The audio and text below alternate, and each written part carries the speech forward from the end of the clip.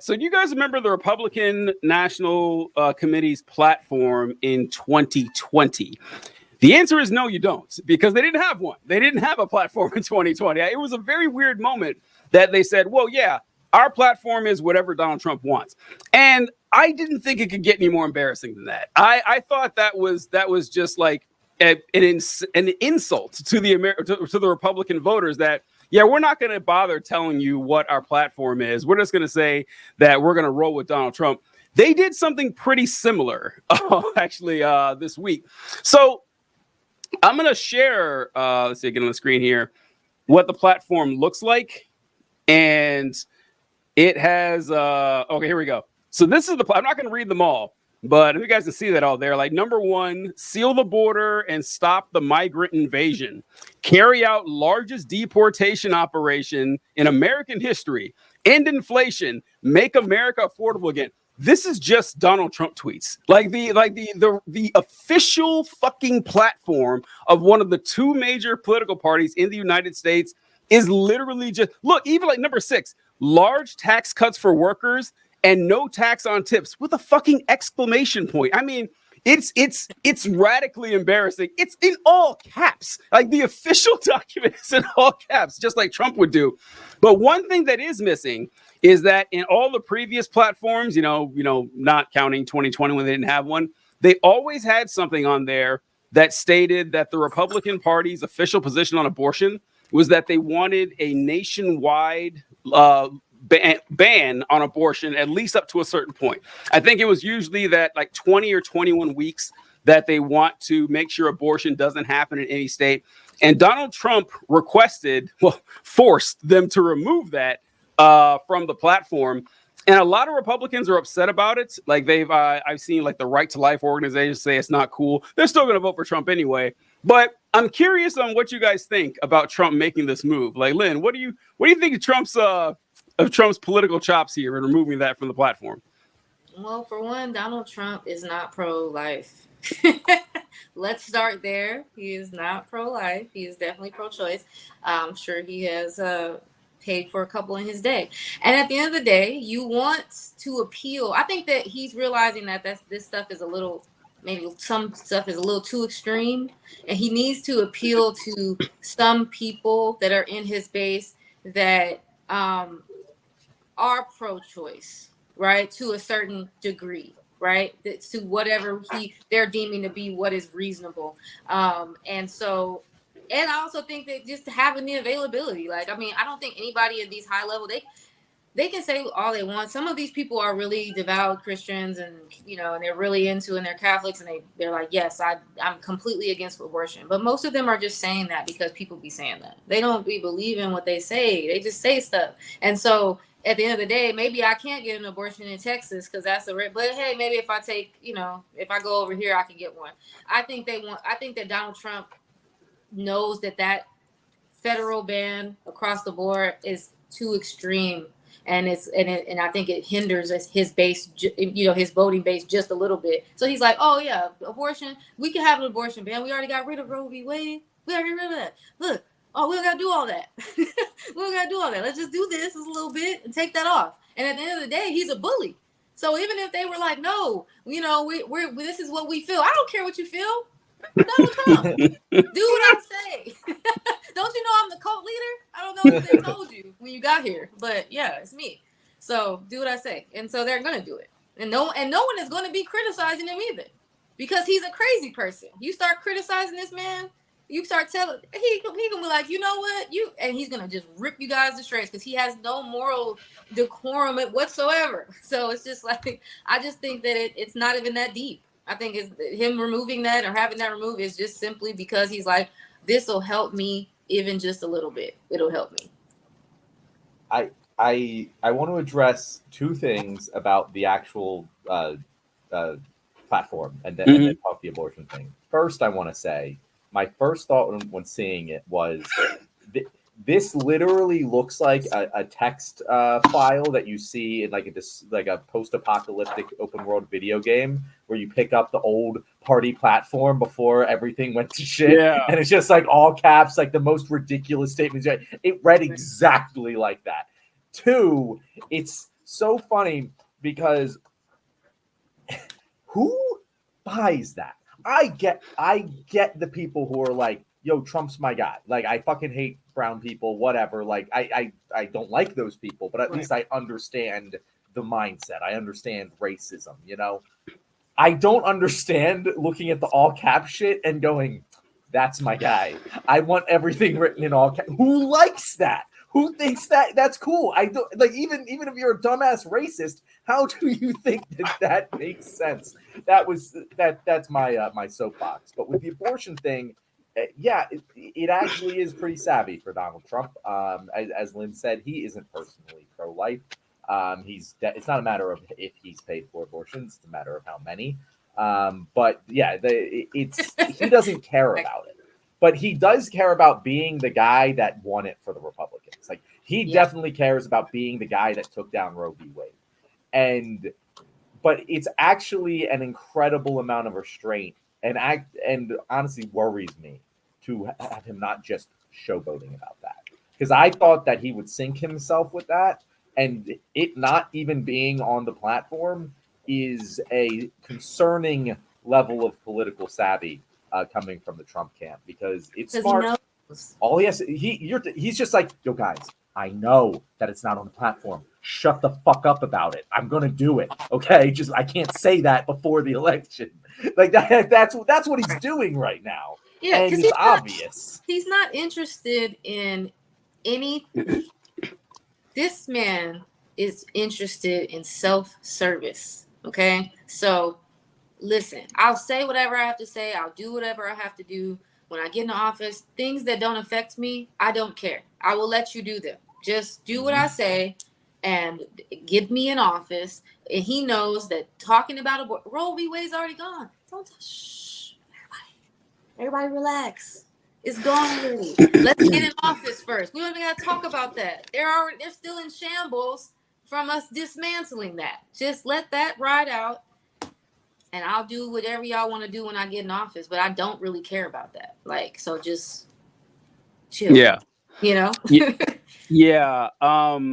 Full agreement with you guys about Trump. It's funny listening to Donald Trump talk about abortion when he was first running for office. One of my favorite things to do, because he kept stepping in it. He kept saying stuff that honestly makes sense if you're trying to be a pro-life person. Like, something he said was, they asked him, hey, do you think women who have abortions should be punished? And he's like, yeah, of course, that makes sense. And then he had to backtrack the next day because he figured out, or probably, oh no, we only say to punish the doctors, not the women.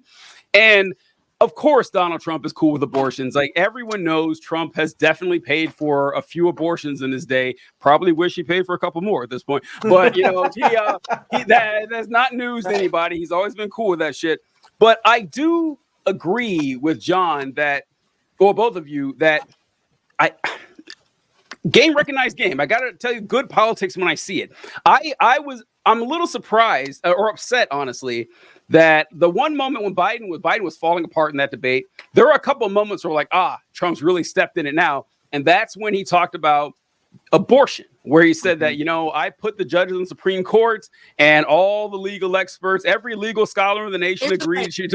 I was like, okay, Biden's gonna, if there is anything this man is prepared for, it is for this moment here. Completely shit the bed. What did he do, TJ? He pivoted to what on that question? He pivoted to, hey, the idea. He kept saying the idea. I don't know if you guys caught that. The idea. That's what he was saying that like every response. But he's like, you know, people are getting raped and having and not having abortion. Like that poor girl who was raped by an illegal immigrant. You went to her funeral last week. I was like, what are you doing? Wait, what are you doing? Like, it's like watching someone catch an interception and then running to the wrong end zone. Exactly. It's like you almost had it. I remember.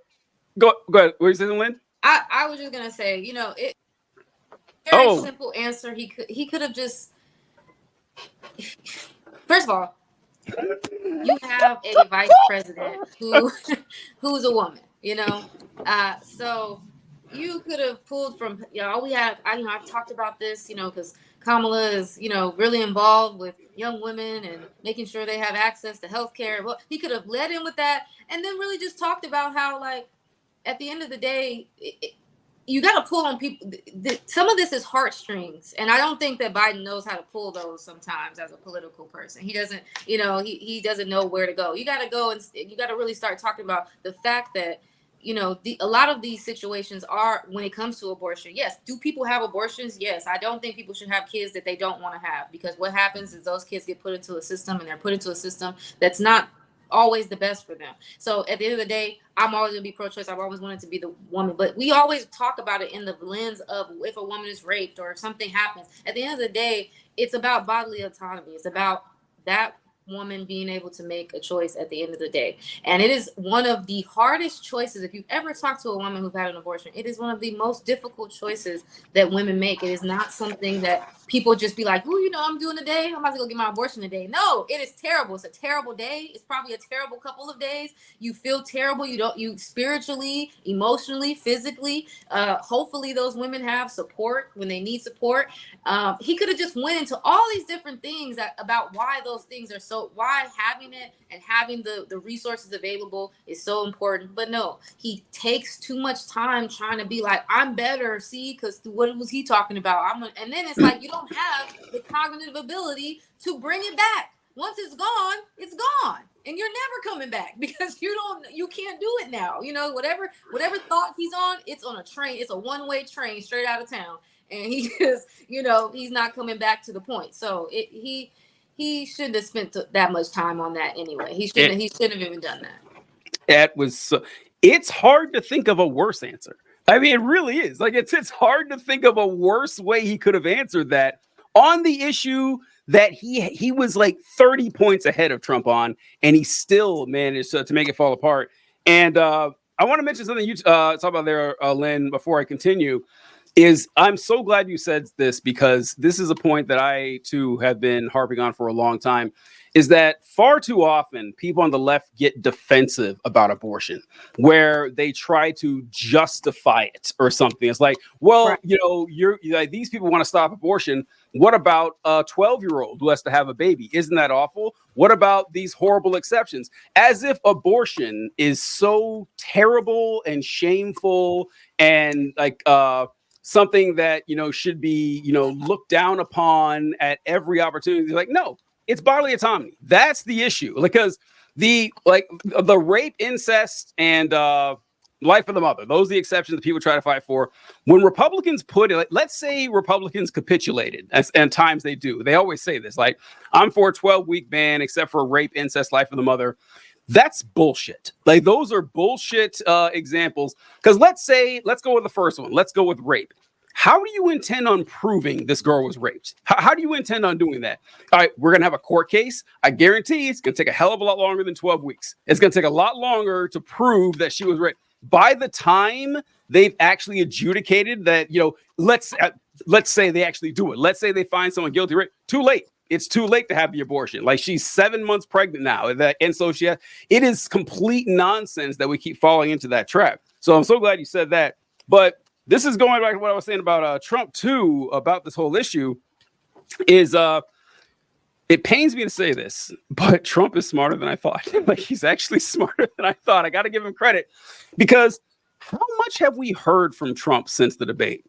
I mean, how much really have you heard from him? Like, yeah, I feel like before the debate, I saw Trump on TV every other day. I saw him releasing wild insanity every other day. Since he got that huge win, shockingly quiet. Quiet. What does he need to say? If right. you walked up and you saw your arch nemesis getting jumped by their own friends, you're not going to help. Absolutely not. Like, let's get out of here. He attacked George Clooney for asking Biden to step down. Trump doesn't want Biden to step down. That's the last thing Trump wants. And with the platform, I was digging through here, so I'm going to reshare this, where it talks about like the actual wording deeper into the platform. It says Republicans, let me make this bigger for myself here. Republicans will protect and defend the vote of the people from within the states on the issue of life. We proudly stand for families and life. We believe the 14th Amendment, blah, blah. But basically, it goes back to all the stuff listed down here. We oppose late-term abortion while supporting mothers and policies that advance prenatal care, access to birth control, and IVF. That's a great... Don't. I know, right? Yeah, right. They don't. But the important thing is that he says that we to defend the vote of people within the states.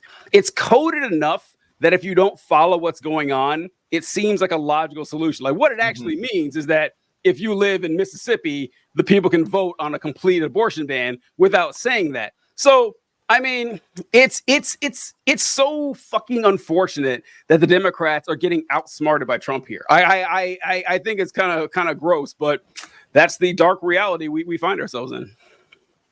I mean, they just don't think, they just didn't think this was going to happen. They thought this guy was going to be out of here with some type of technicality. They thought it was going to be another Republican. I think You think they really thought that, Lynn? Convictions or whatever. They just thought something was going to happen that was going to give us a leg up. That's a good, so I was wondering that too, because I couldn't believe this, because a lot of people say, "Oh, well, it's not gonna matter. Trump's gonna be in prison." It's like, no, he's not. Like, no, he's not. But do we think that that's what these guys were thinking? Oh, I'm sure someone will have Trump locked up by November. Is that what they were banking on? Because I don't know. They keep thinking that people, like anyone that's gonna vote for Trump today is gonna vote for Trump.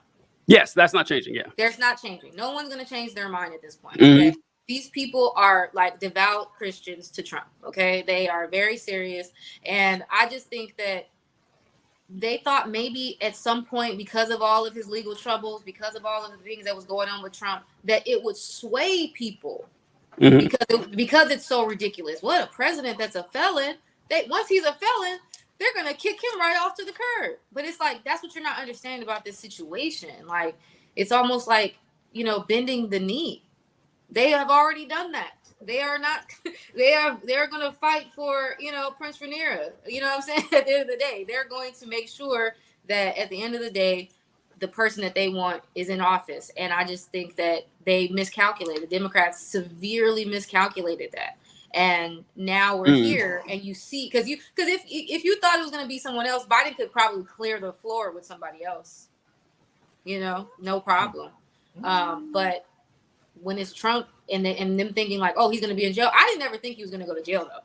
That's work. He has Secret Service. Does that end? Like, we've never had this situation before, but it's even deeper that there's nothing that says that he can't be the president as a felon anyway. So, he could be the president in a jail cell.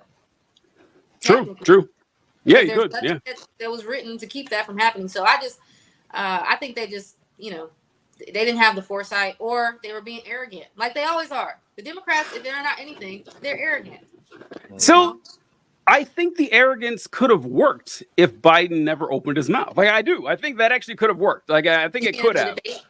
Yeah, if that never happened, I think Biden still would have had a better chance. But they just, and John and I think we saw this before. This has never been about swaying Trump supporters. Like I always say this too, that in the game of politics, you want to focus on mobilization, not persuasion. Persuasion, if it works, could take years before you could change someone's minds about politics, if it ever happens. But getting people, this is why the debate was so catastrophic for Biden. I don't think that there is people who were thinking, this Trump or Biden guy, don't know much about either of them. Let's see how, there's nobody that fits that category. No one. But there were people who aren't like us, and they're like, all right, I want to be a responsible citizen, so I'm going to vote.